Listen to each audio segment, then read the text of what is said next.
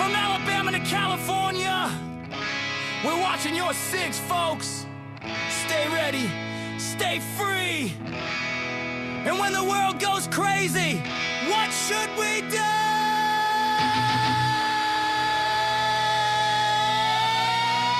Drink up, sing it fast. It's the Denton and Sasquatch show. Two voices you ought to know. From prepping tips to politics, they tell it straight. No tricks from Dixie to the Golden Coast. Freedom's what they love the most.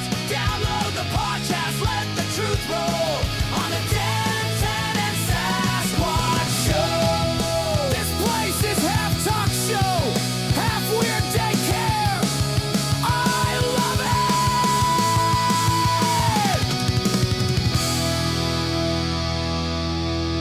Hello, and welcome once again to the Denton and Sasquatch Show, coming to you live from both California and Alabama. My name is Sasquatch. I live in California. His name is Denton. He lives in Alabama. And somehow, through the modern wizardry we call the internet, we make it sound like we're in the exact same room. Now, many of you know Denton has been out for some personal reasons lately, and we got our good friend Einor here. He's been doing a bang-up job. We appreciate it. Welcome back, Einor. Hey, thanks. Man of many words. Stumbling around like a drunk here. All right. Well, if you want to contact the show, and I really wish you would, we haven't got any emails in a while, and it's always fun getting emails, but you can contact the show, dentonandsasshow@gmail.com, dentonandsasshow@gmail.com. Now, I wanted to start out this week with something that I saw on the YouTubes. It was a trailer for a movie. Have you ever seen the movie Super Troopers? No. Oh, my goodness. Okay, well, you're going to have to watch it. Okay. What's it about, first off? Well, it's a comedy about these guys that are troopers up near the Canadian border. And let's just say they're not the best troopers in the world. They goof around all the time. Okay. But they take the law seriously for the most part. Okay. But they're making a number 3. And I saw the trailer the other day, and it is the first trailer I have seen that I laughed out loud in probably 3 or 4 years. Really? Yeah. How did I miss this one? Yeah, I don't know. But they're always pulling pranks on each other, and each guy has sort of a certain personality. They got the one kind of fat guy that they pick on, and then they got the Hindu guy and they pick on him, and then they got the other guy that's like the good-looking guy and they pick on him too. And it's just, but they're all like a great group of buddies. You know what I mean? Okay. So it's just comedy. I mean, I don't know where they're from. They're like a comedy group from somewhere, and they got a movie somehow, and they've turned it into like now a third Super Trooper movie. But they have a couple other movies that aren't quite as funny, but they're same sort of thing. One is on an island hotel, and they run it, and there's another one where they run a restaurant called the what's it called? The Slammin' Salmon. Okay. So if you're into those kind of goofy, sort of just outrageous comedies, then you'd probably like this. Okay. Well, it does sound like my kind of movie, so I'll have to check that out. And I believe, well, I don't know. I know they make fun of Canada all the time. Then I'll definitely have to check that out. So yeah, I don't know exactly where they're from, but they like to rope on Canada a lot. Okay. Well, that should be a worldwide pastime. Yeah. And the second thing I wanted to get to real quick is we try not to get too political here, and I'm going to for just a second, just because I just heard about this today, and it just kind of made me mad. And I don't want to rant and rave about it. I just want to throw my 2 cents out there, but um, the entire world is run by evil men. I think you can agree with me on that, right? Absolutely. Yes. And the only thing Anybody that wants power should never be allowed to have it. Yeah, Should never be allowed anywhere near it. exactly. And they're so entrenched that all you and I can do is do the work for God and try to get into his kingdom of world. That this will never happen. Right? I totally agree. Okay, good. All right. Well, excuse me. Apparently, last night, Lynchback Park mass shooting. Here is everything we know so far about the deadly teen shooting in Winston-Salem. Now they go into this big laundry list of stuff that happened, and then at the very end, now remember, they said this was a mass shooting. In the very end, it says, investigators say Gamble Tolliver, that's the kid that shot everybody, came to Lineback Park knowing that a prearranged fight would happen. He reportedly fought a male juvenile at the park. Investigators also determined that Gamble Tolliver fired a gun during the fight. He ended up killing 2 people and wounding a few others. That is not the definition of a mass shooting. But the news labeled it a mass shooting. And my whole point of this is now everything's a mass shooting, and there's a reason why. The reason why is because they want our guns. We're basically the only ones left with guns. Yeah. And so they're ramping it up, and they're trying as hard as they can. So now, you know, you got the mom watching the news and the grandma and the dork down the street that doesn't know anything. And they hear this and they think, oh, everybody's got guns. We got to get rid of all the guns. We just have to. We have to because we can't have this anymore. And it's like, okay, this is sad that it happened. We don't want kids shooting each other at parks or anywhere. But this was not a mass shooting.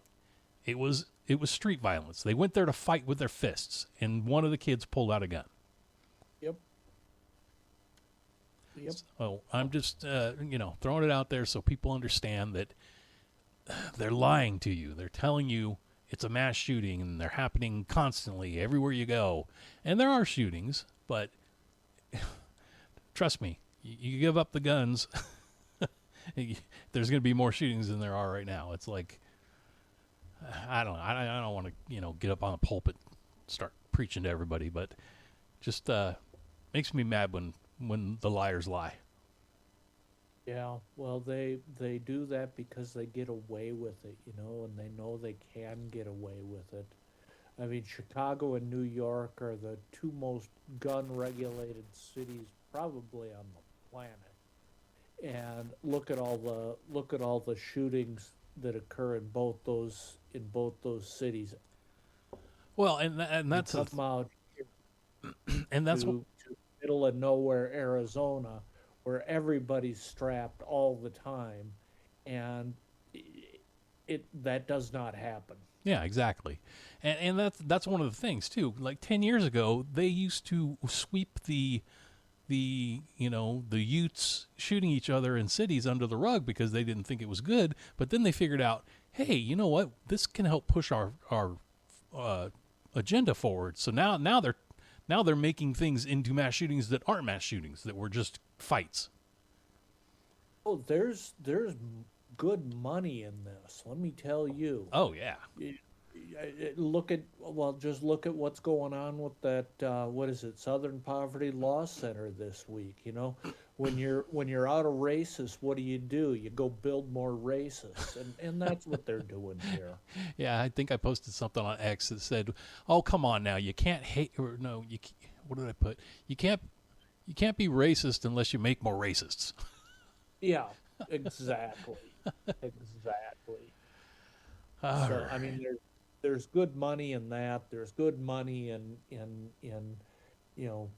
the fear porn surrounding guns. I mean, yeah. Yep. All right, I got that off my chest, so I feel better now. I know evil men are going to continue to do evil stuff, but we'll just have to deal with it as it comes. Yeah, well, as it happens, I've got a story about that. All right, is this the giraffe one? Because this is the one I've been wanting to hear. You you teased this to me when we were talking on text, and I'm all excited to hear this story. Yes. Well, okay. Actually, let me start with before we get into giraffe, because giraffe is it's going to take a while. Okay. It's hilarious, and there's many facets to it. Um, but I do wanna mention two other things here. All right. The first being, I got an email this afternoon. I literally just got it maybe an hour and a half ago from the Homepage Universe people, the people that host the OutdoorTradingPost.org site Oh, all right. that we're members of. And they finally got our database upgrade done. The database upgrade that's required to run the software that we've been running for the last month. Yeah. So they finally got that done. I don't know if I didn't even take the time to check to see if they ported our site over to it. I kind of think they didn't because the site still works. And just given the technical abilities of those monkeys, I got a suspicion that if they did migrate it, it would have died by now. But at any rate, that's there. At some point, if I'll have to check on it and see if they did upgrade us. If they didn't, we'll have to make a decision on to whether or not we want a chance at doing that. I'm kind of thinking let's just leave well enough alone. But it's your guys' site. I mean, we're totally self-funded, and it's you guys that pay for it. So I'll do whatever it is you tell me to do. I'm there for you. I'm your guy. So there you are on that one. All right. Sounds good. Thank you for the update. Not a problem. So I have to say, these last several weeks I've been helping out with filling in for Denton while he's off, dealing with his issues. I've always felt kind of guilty because Squatch, you're always the one that comes up with the material, and I just sit here as the smart aleck, kind of in the cheap seats up here in the peanut gallery. The Ed McMahon. Yeah, exactly. And so, I realize that's a lot of work for you every week. And so I am always on the lookout for, okay, what could people find funny and what could people find interesting and whatever. So it's not that I'm not looking for this stuff. It's just you have a better nose for it than I do. So at any rate, a couple of things happened here in our little valley in southeastern Arizona this week that are just too good to pass up. I mean, these are tailor-made for the Sasquatch show. All right. The first is concerning a local guy that lives here. He goes by the name of Giraffe. Yes, Giraffe. This is what I've been waiting Now, for. I'm not sure if Giraffe is his given name. I can't imagine that anybody's parents would be mean enough to name their kid Giraffe. But stranger things have happened. I mean, Dweezil Zappa. Yeah. But at any rate, so this guy's name is Giraffe, and about maybe 3 months ago or 4 months ago, it would have been just after the first of the year because it was during the turkey season. And so Giraffe lives out on this plot of land. I guess he's got about 40 acres, and a ramshackle old house out in the middle of nowhere. I don't know this guy. I know of him, but I don't know him. I've never met him. But just from the photos I've seen of his place, it's a little rough. Looks like it was made by a retarded 6-year-old with tin cans. But So he's got this 40 acres out there, and there's a couple of turkey hunters. And the turkey hunters were walking off to their hunt and happened to cut across a corner of Giraffe's land. Oh, that's a no-no. Yeah, well, I don't know if he had a fence up or not. That part I was not clear on, but I was clear on that he did not have any no trespassing signs or no hunting signs or anything like that. So, okay. So these guys were walking across the corner of his land. And so Giraffe happened to notice them. And so what does he do, being the good toothless redneck that he is? He grabbed his rifle and went out there, confronted them, and proceeded to disarm them and then bring them back up and lock them in his barn. And somehow the police got involved with all of this. I wasn't clear whether Giraffe called the police or the hunters called the police or maybe some third party. I don't know. But somehow the police got involved in this. And the police ended up just writing these two hunters a trespassing ticket, a $30 fine or whatever, petty misdemeanor. And then they locked Giraffe up because they don't take kindly to folks that lock people in their barns. Even here in Arizona, that's we're a castle doctrine state. Yeah. But that's kind of considered a no-no. They draw the line there. Yeah, that's kidnapping. Yeah, not a great sense of humor. So Giraffe is locked up. Okay. So I don't know if you're familiar with that website, nextdoor.com. Are you? Oh, good. Yes. God, I went on it one time and it just turned into a mess. Yeah. Well, I don't post out there, but Mrs. Einor is a moderator for our little area here. And so I do keep an eye on it periodically, just mainly because it's good for laughs. But it seems that Giraffe's cousin is a really big deal on the nextdoor.com website in our neighborhood. Oh, wow, all right. And so she's been giving us blow-by-blow descriptions of everything that's going on with Giraffe and his legal issues. And so, let me preface this by saying, where I got all the information for my understanding of the case was directly from our county sheriff. Oh, all right. I was talking directly to the big cheese. So I'm getting it, number one, from the law enforcement side, and you can make your own judgments whether that's good, bad, or different. But I trust the guy, I like the guy, and we got an awesome sheriff. So, I trusted his valid information. But anyways, so getting back to the Nextdoor site and Giraffe's cousin. So she has been for several months now posting out there all of Giraffe's court dates for for this, that, and the other thing. And there's, apparently when you lock somebody in your barn, they don't just indict you and then go to trial. There's several pre-trial things that happen, and he's been in the court system probably a half a dozen, maybe even a dozen times since this incident, just dealing with just the pre-trial stuff. They haven't even gotten around to, the formal indictment and any of that yet. So every time he goes in front of the judge, his cousin goes out there and posts, Giraffe has a hearing on XYZ date, and he'd sure appreciate if the whole neighborhood shows up and talks about what a great guy he is, and yada, yada, yada. So she's been trying to spark up interest in this and get people to show up for Giraffe's hearings. Tell her to have him make some T-shirts that say "Free Giraffe."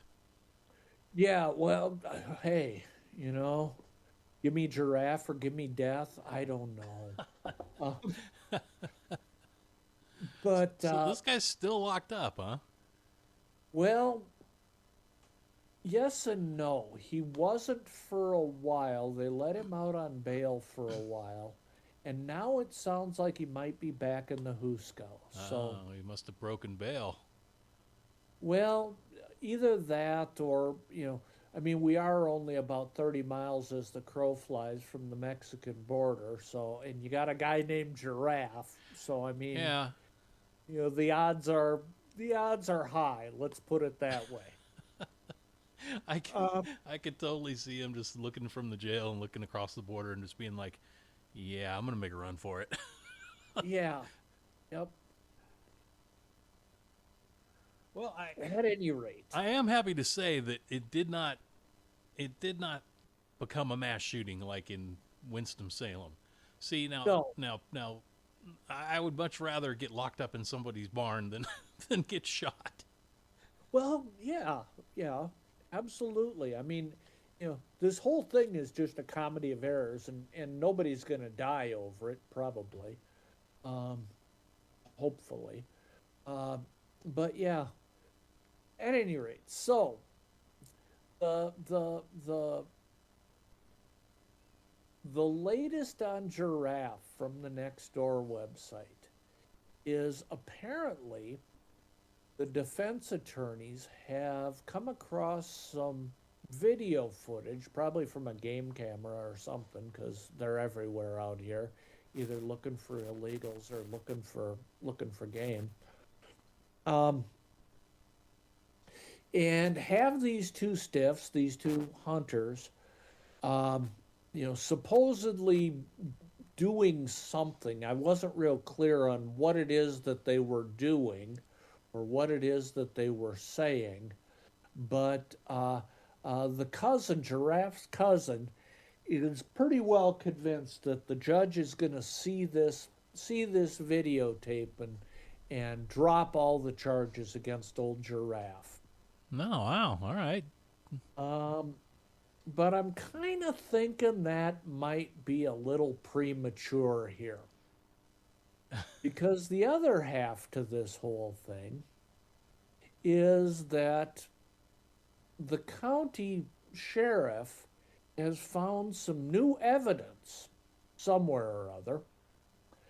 And this new evidence is damning enough that they have dropped any discussions of a plea deal with Giraffe, because that's what they were negotiating in all these hearings, was some kind of a plea deal with Giraffe. He goes to the workhouse or whatever for 6 months, and everyone goes on with their day, happy.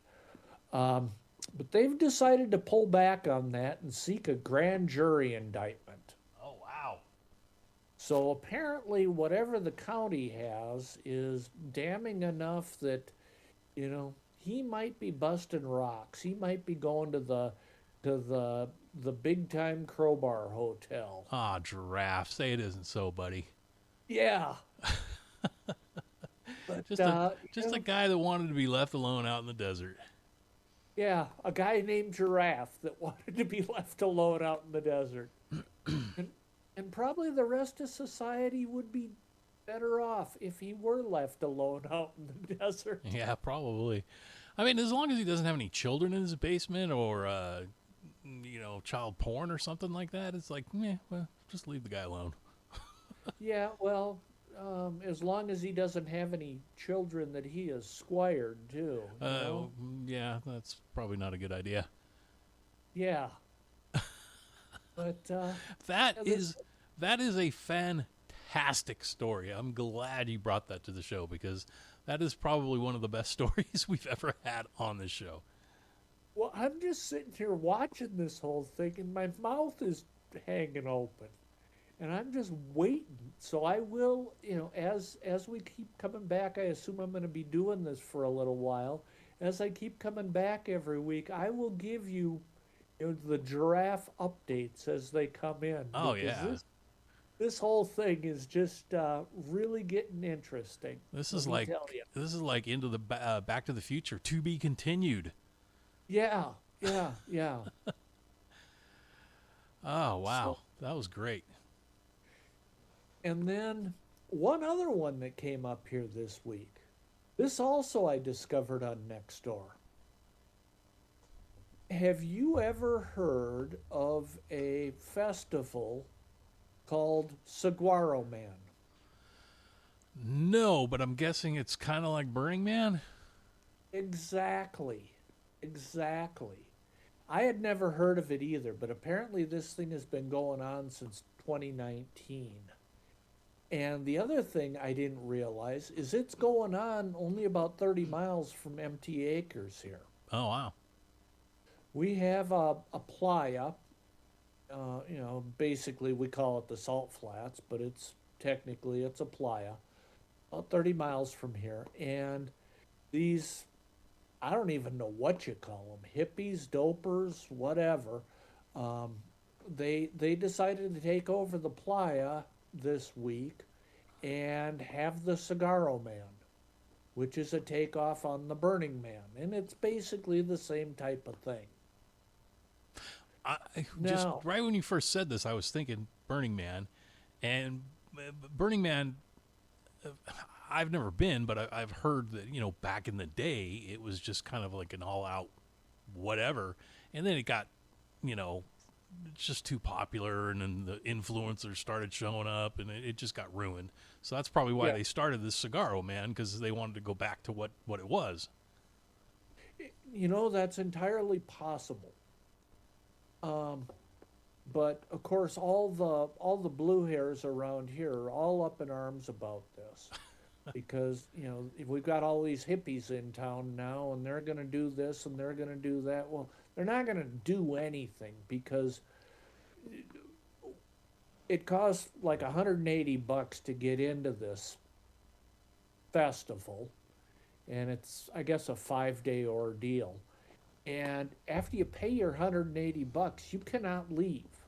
You cannot leave and get back in. Oh, wow, all right. So they go into this thing, and there they are for a week, basically. Well, Live, I mean, if they're dirty hippies, they don't care. yeah, and I'm cool with it. And apparently this has been going on since 2019, and this is the first I've ever heard of it. So it must not be that horrible, right? Yeah. Well, I mean, I don't know if I could take the smell of patchouli oil for for 5 days, but yeah. Well, I mean, they're, at least 10 miles from anything. I mean, there's not a house within 10 miles of this because the area where they're having it, this is the other crazy part. Back in World War II days, the Army and the Navy used this area where they're having it as a bombing range. So this is where they would train the bomber pilots on how to drop the bombs. And What if? even still, every couple of years, they still find unexploded ordnance out there. Oh, I'm not surprised. Wouldn't that be funny if it was a nuke site? And Oh, these yeah, people all went yeah. home glowing. It's entirely possible. I mean, it is rural Arizona after all. Hop, I skip, and a don't jump put, away from New Mexico. yeah, I don't put anything past them. Oh, that's crazy. But I got to thinking about this whole thing, right? And so first off, my first thought, just me being me, what do you call them? If the Burning Man people are called burners, what would the Cigarro Man people be called? Stogies? Well, I suppose I called them pricks, but I bet that goes over well if you see him in town. Hey, prick. well, even my wife isn't real keen on that one. But that's what I call them. So Well, that's I what mean, it's done with love. yeah. Well, is it? I don't know. Oh, I think my feelings on hippies are kind of legendary. So yeah. Wow, that's two great stories. I'm glad you brought those to the show. All right, everybody. Good night. well, the other thought that I had was, I'm wondering if they dress in the PVC fashions like they do at the Burning Man. to go sit out in in the middle of the Arizona desert. And by now, it's getting into the high 80s, low 90s every day, Mm-hmm. and just sit there and take MDMA or LSD all day and hang out in a bombing range Yeah. in your PVC clothes. Well, before we got on the air, you were telling me about you had the big winds kick up. Do they come? Do they go through the what'd you call it? The Playa? playa. Yeah. Absolutely, yeah. Oh, I that'd be mean, miserable in a tent. winds kick up out there, and it's completely white because it's all a big salt flat. Oh wow, crazy. Yeah, so I wouldn't want to be there. I got stuck in Ocotillo Wells. I don't know if you know where that's at. Close to Arizona, but in a dust storm one time, and it pitted the windows of my truck. Oh yeah, yeah. They'll take the paint right off your truck. Yeah, it's crazy. But I did get a bunch of our typical funny, weird stories, but I don't think I can compete with that. I have to bow down to you today. well, I figured that I'm just kind of the Garrison Keeler of rural Arizona, I guess. I guess so. Well, anytime you have stories like that, I definitely want to hear them. Okay. Because I live, I live somewhat rural, not quite as rural as you, and we get some weird stuff happening every once in a while. But man, it sounds like you got me beat for sure. Well, it comes in waves. Let's put it that way. Yeah, it does around here too. It's usually pretty quiet around here. Yeah, we're just kind of at the high tide for weirdness right now. Yeah. Well, yeah, and just spring and everybody getting weird. Yeah.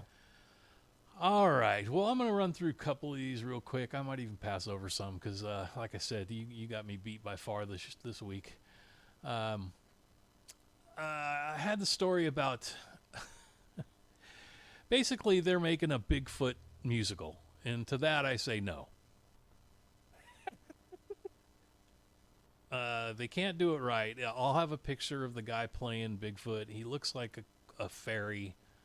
And it just insults squatches like myself. So yeah. Worse than when they did that. What was it, Hamilton, and cast a black guy as Alexander Hamilton, Yeah. a black homo. Well, that was for the liberals. Yeah. All right. We had the Bigfoot musical coming on. This one I'm going to read all the way through because this one's funny. These guys, I call this one Smooth Criminals. 3 Los Angeles area residents have been convicted and sentenced after staging fake bear attacks on luxury vehicles as part of an insurance fraud scheme. Okay. And they have a picture of the bear suit, which I guess from far away would look like a bear, but yeah, no. The California Department of Insurance, working under the name Operation Bear Claw, uncovered the plot after suspicious claims were filed about a supposed bear damaging high-end cars in Lake Arrowhead. Now, Lake Arrowhead is just right up the way from me, so I can't believe that I had to read about this on the interwebs, but I did. Alfia Zuckerman, 39, Ruben Tamazian, and Vahi Marakanyan, each pled no contest to felony insurance fraud.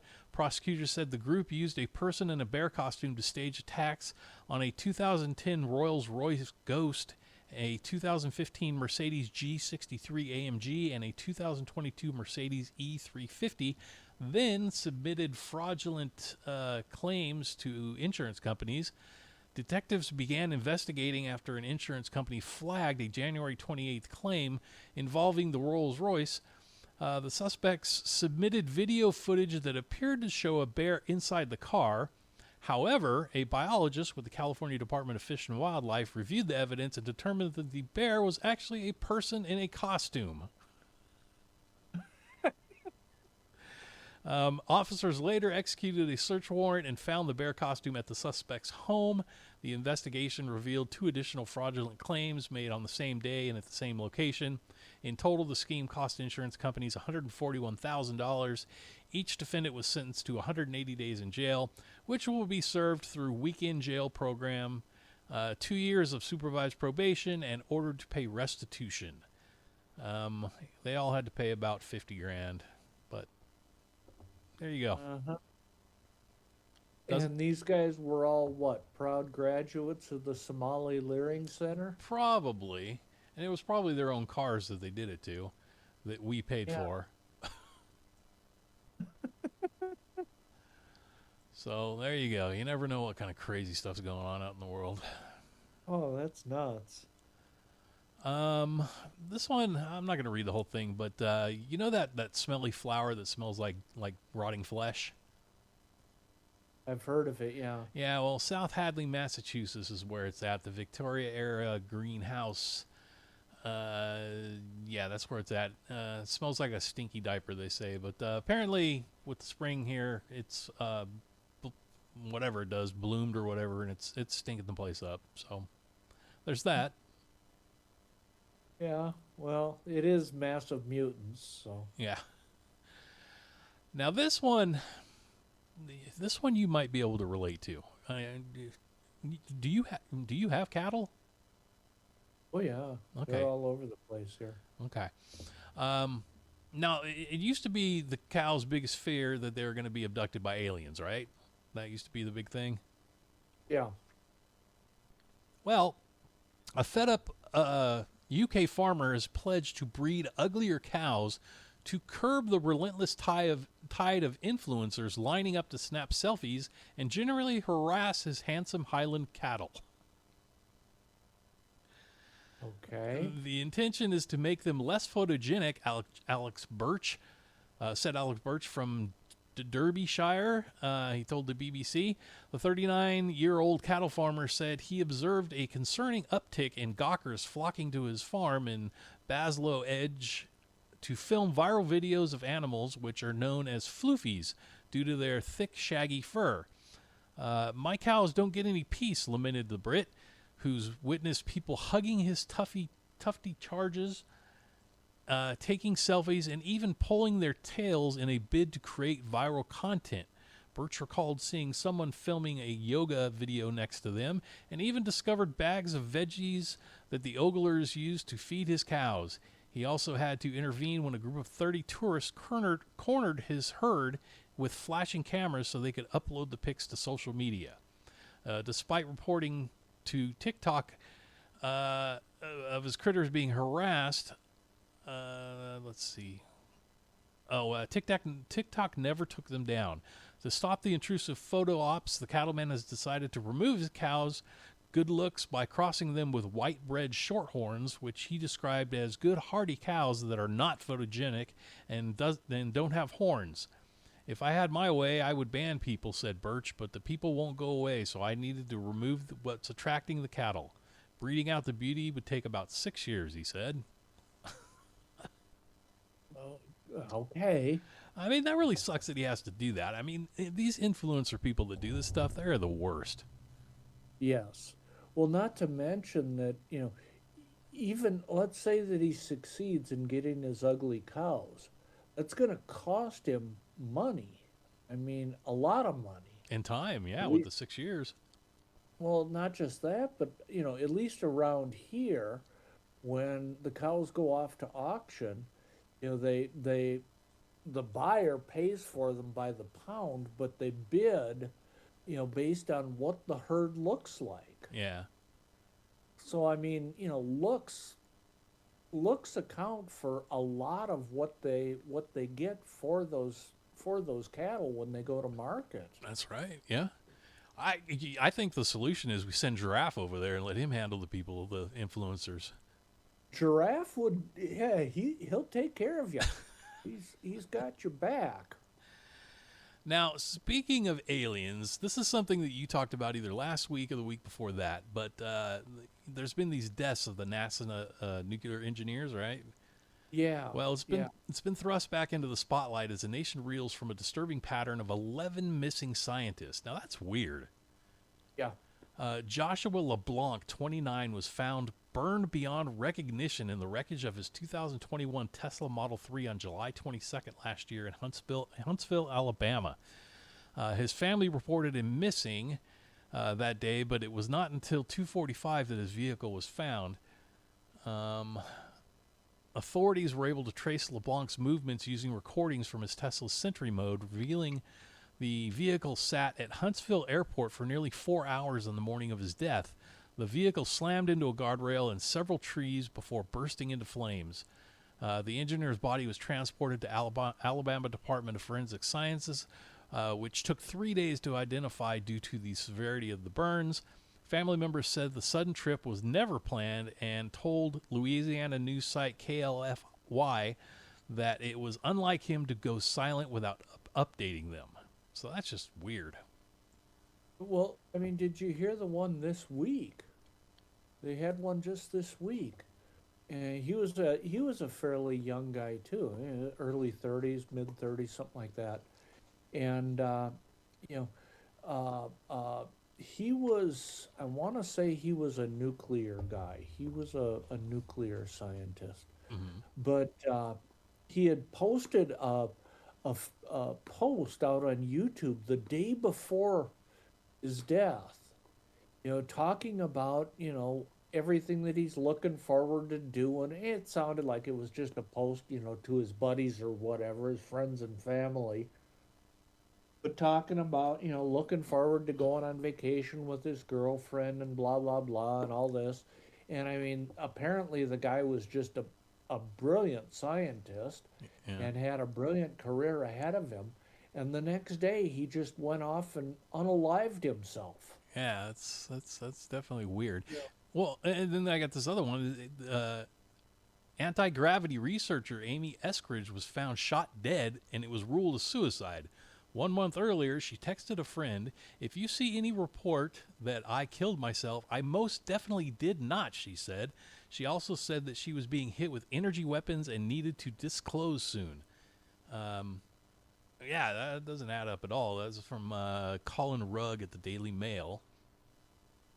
And then one last weird thing. I guess Congressman Eric Burleson confirms that the U.S. military is in possession of a massive unidentified craft that is too big to move. That's all it said. So I don't know what that even means. Is he the one that was on Fox News this morning talking about the one that they saw underneath the ocean? Maybe, because I saw this one on X, but yeah, he may have been on there talking about that.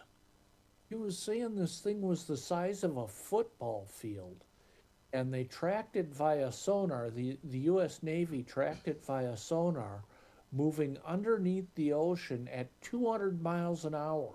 Wow. Yeah. That's crazy. And then it just went up and into the air and went away. Oh, well, apparently it says he says that they're in possession of it and it's too big to move. So I don't know if it's like something that crashed or what. Yeah, or you know, the conspiracy theorist in me would say it's Project Bluebeam. You know? What? I'm not familiar with that one. What is that? Oh, you're not familiar with Bluebeam? Oh God. Yeah, here. This is your homework for the week. All right. Go out on the YouTubes and just do a search on Project Bluebeam. But apparently what it was and it is a legitimate thing that the CIA was working on. This was back in the early 1960s and mid 1960s. And what they were going to do was convince the population of the United States that we were under attack from extraterrestrials. And the whole idea behind this, or the whole reason behind this, was to make people more compliant, to make people give up their rights and follow the dictates of of the government. Yeah. Well, to that contribute. makes sense. So, big false flag event, Alex Jones, I'm sure he's covered it numerous times, but yeah, Project Bluebeam, And it's and it's worth a study. yeah, that definitely sounds interesting. That would make sense too, because that's late '60s, early '70s. We started getting all those alien movies, Close Encounters and all that stuff. Oh yeah, yeah. So yeah, well, that's crazy. This has been one heck of a show, man. Yeah, we are on fire here today, boy. Howdy. Kidnappers, aliens, abductions, cows, Yeah. all kinds of stuff. All right, well, I mean, we've run it pretty far. Giraffe. Well, yeah, and Giraffe, the best part of this show today. Yeah, so I don't know. I guess we'll jump into weird news. It's time for Weird News. This isn't even. Kind of anticlimactic after the rest of the show, isn't it? It really is, because the stuff we've already talked about is way weirder than this stuff, except maybe this first one. If you're a traveler, you're in, like pee, luck. Says here, having to pee or poo during long road trips is now no longer a pain in the butt, as Chinese electric vehicle engineers are gearing up to roll out a fleet of cars featuring built-in toilets. I heard about this. Cirrus, an automotive manufacturer specializing in high-end electric vehicles, NEVs, and intelligent technology, has been granted a patent for an in-vehicle toilet that slides under a passenger seat for... wait a second. Slides... I think it slides out from underneath the passenger seat during your trip if you need to use it. The feature is meant to satisfy users' toilet needs on long journeys, either that or while camping or while staying in the car. Per the patent, Cirrus filed with the Chinese National Intellectual Property Administration this week, according to the BBC. And as if the ability to relieve yourself while on the run isn't cool enough, the car makers reportedly plan to equip the potty to appear with either the push button or a voice command. I guess you could just say, "Car, I need my toilet." To limit odors in the car, the commode will come with a fan and an exhaust pipe implemented to funnel funky smells out of the automobile per the patent paperwork. Yeah, that might work, but I mean, if somebody farts in the car, you usually smell it. Yeah. At least a little bit of it.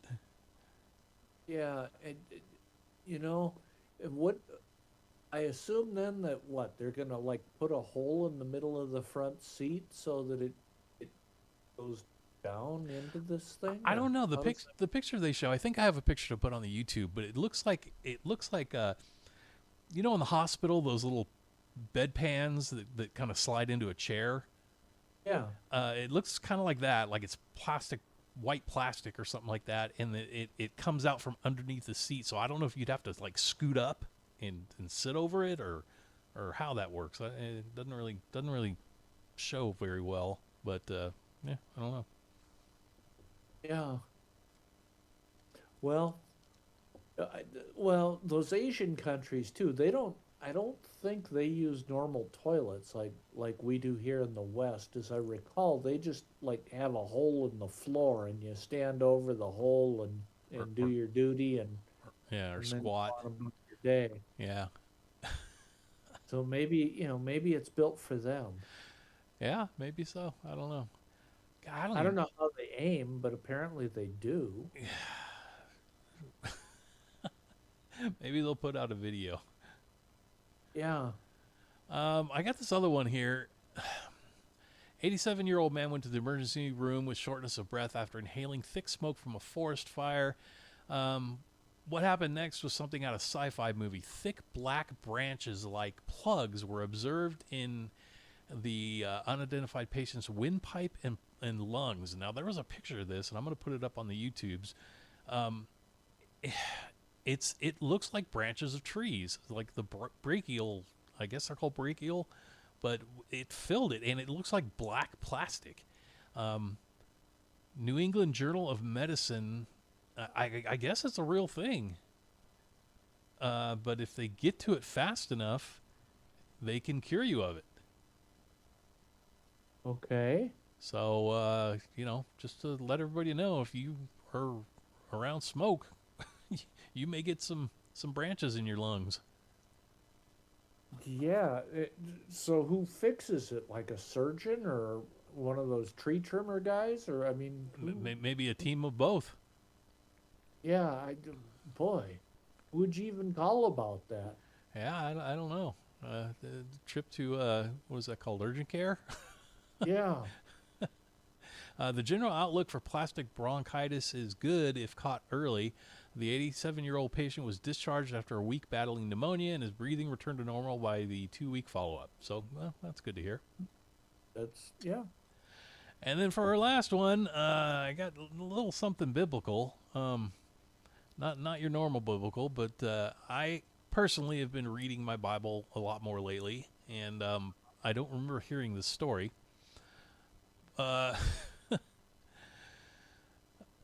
This case is from 2,000 years ago, and it shows that farts can kill. Do tell. Well, according to first-century Roman Jewish historian Josephus, this incident happened on Passover in 44 CE.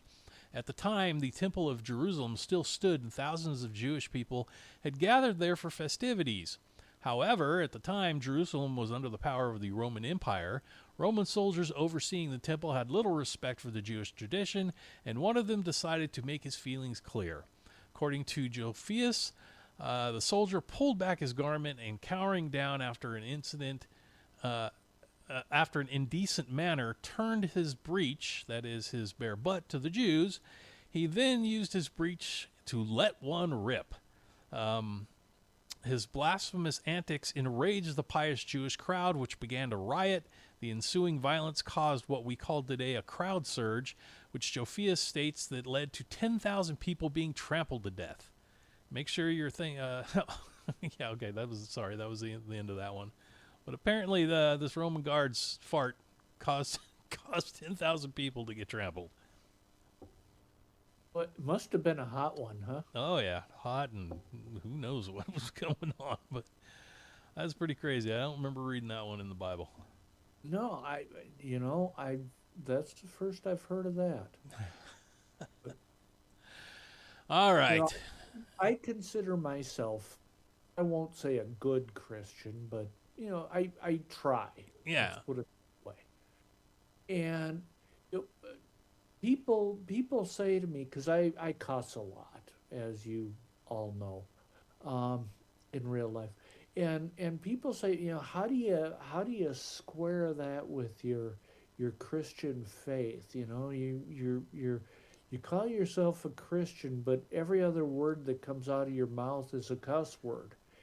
And my answer has always been, well, before Jesus was a rabbi, he was a tradesman. He was a carpenter, or probably a stonemason would be more accurate, but same thing. Have you ever been around spent any time around those guys? Oh, yeah. I did drywall for a while, so I know all about it. Those guys can cuss the paint off the walls, baby. You know that Jesus knows how to swear. He probably will be, I'm looking forward to when I die, if I do make it to heaven, I'm looking forward to Jesus teaching me more fine cuss words than I could ever learn on my own. Oh, well, if anybody would know him, it would be him. Yeah. That is funny. All right. I don't know if we could stuff any more nonsense into this show. I really don't. Well, yeah, we've kind of pegged the nonsense meter, huh? Yeah, we have. I appreciate your stories, and I look forward to more of them like that, and updates on Giraffe, because that was awesome. Well, as they come in, I will keep you and the rest of the crew here abreast of what's going on with old Giraffe. All right, sounds good. All right, everybody, thank you for listening to the show. We definitely appreciate it. Make sure you are thankful for every day that God has given you. Help each other whenever you can. Stay safe, and make sure, most of all, don't take crap from anybody. Have yourself a blessed day, and we'll see you. Good night, y'all.